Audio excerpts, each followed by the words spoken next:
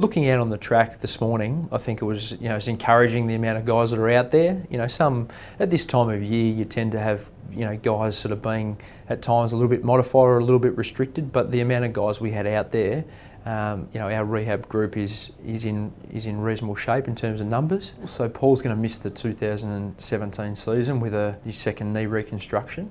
He's really, I suppose, he's integrating into the group at the moment. He's been to Utah, which is a great experience for him.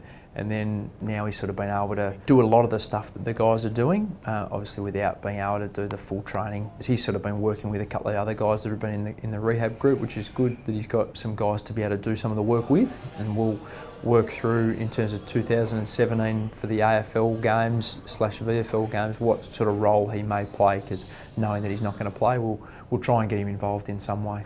Ben Jacobs, he's hopefully will really start running and ramping up his running around Christmas and into the new year.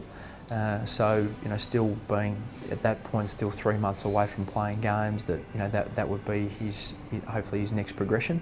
Joyce Simpkin, he's just starting to build up, and he's running over ground and doing a fair bit of straight line running. So yeah, he actually looks good in the running that he's done so far. So yeah, he's tolerating some of the loads, and we're just making sure that he's right to go. In terms of his conditioning, he's certainly getting a fair bit of work in. Kane's travelling really well at the moment. He's been to Utah and done a fair bit of load there, training probably 75%. In terms of the sessions and all that sort of stuff at the moment. So we're pleased with how Kane's going.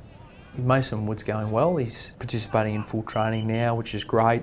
He's certainly really keen to get out there, and he's probably been limited the last sort of 6 months. So he's looking really fit, and skin fold's really good, and so we're excited about what he might be able to produce in 2017. Being able to hopefully, fingers crossed, get a full season into Mason, I think we'll see some real improvement and development with him. So Sam Wright with his ankle, so he should be going, probably starting to ramp up post-Christmas.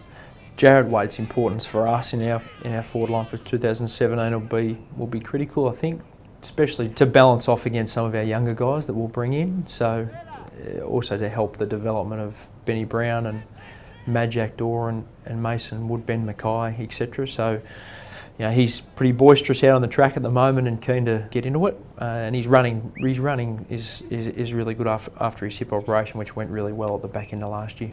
Taylor's an important player for us when he's up and going, and his pressure, his importance to the team is extremely high, and obviously been battling some hamstring injuries over the last couple of years. So we're just trying to get on top of those at the moment and make sure that we're certainly being aggressive, but at the same time conservative. We want to try and manage him the best we can to see if we can get a full season for the first time out of Taylor. So yeah, I think we're in reasonable shape, sort of looking at the 2017 season.